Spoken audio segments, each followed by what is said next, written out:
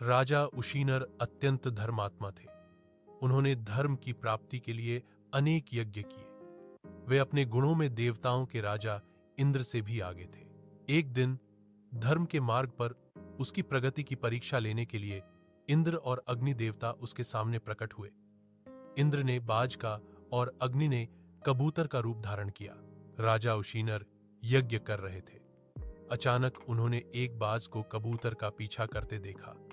कबूतर अपने प्राणों के भय से कांपता हुआ राजा उशीनर के गोद में आकर शरण लेने लगा।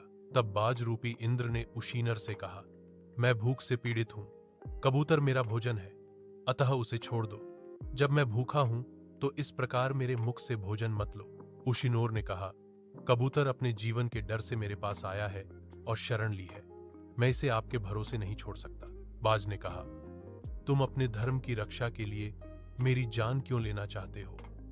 अगर मैं अभी नहीं खाऊंगा तो मर जाऊंगा। तुम कबूतर को छोड़ दो। उशीनर ने कहा, कबूतर के बदले तुम जो भी मांगोगे मैं तुम्हें दूंगा। अगर तुम चाहो तो मैं तुम्हें अपना खजाना, अपना राज्य और अपनी सारी संपत्ति दे दूंगा। तुम सुखी रहो और कहीं और भोजन ढूंढो। बाज ने कहा, मुझे अब भूख लगी है, मैं इस धन का क्या करूं? पशु तो सब कुछ त्याग कर जीवित रह सकते हैं, परंतु भोजन त्याग कर नहीं। कबूतर को छोड़ दो। उशीनर ने कहा, मैं शरण में आए हुए को कभी नहीं त्यागता। यदि तुम्हें भूख लगे तो तुम दूसरा मांस खा सकते हो। मैं तुम्हें जिस पशु का मांस चाहो दे सकता हूं। बताओ तुम क्या खाना चाहते हो? बाज ने कहा, मैं अन्य मांस क्यों खाऊं?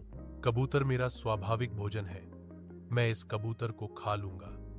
लेकिन यदि आप कबूतर को बचाने के लिए दृढ़ हैं तो मैं एक काम कर सकता हूं। अगर तुम अपनी शरीर से इस कबूतर के समान मांस काट के मुझे दे सकते हो तो मैं ग्रहण करूंगा। राजा उशीनर ने खुशी खुशी सहमति दे दी और सामान तौलने के लिए तराजू मंगवाया। जब तराजू आए तो कबूतर को तराजू के एक ओर रख दिया गया। राजा उशीनर ने अपने शरीर से मांस का एक टुकड़ा काटकर तराजू के दूसरी ओर रख दिया। इंद्र और अग्निदेव ने देखा कि अपने हाथों से अपना मांस काटते समय राजा उशीनर को तनिक भी संकोच या पीड़ा महसूस नहीं हुई। उन्होंने सब कुछ शांत मन से किया। लेकिन प्रयोग यहीं खत्म नहीं हुआ। देखा गया कि कबूतर की वजन शरीर के टुकड़े से अविश्वसनीय रूप से भारी है। राजा अपने शरीर से मांस काटकर तराजू पर रखता है, लेकिन वह कभी भी कबूतर जितना भारी नहीं होता। वह अपने शरीर से सारा मांस काटकर तराजू पर रखता है, लेकिन तराजू बार बार कबूतर की ओर गिरता रहता है। अंत में कबूतर को बचाने के लिए राजा खुद तराजू पर बैठ जाता है। तब बाज रूपी इंद्र ने अपना रूप धारण करके कहा, राजन, मैं इंद्र हूं और कबूतर अग्नि है।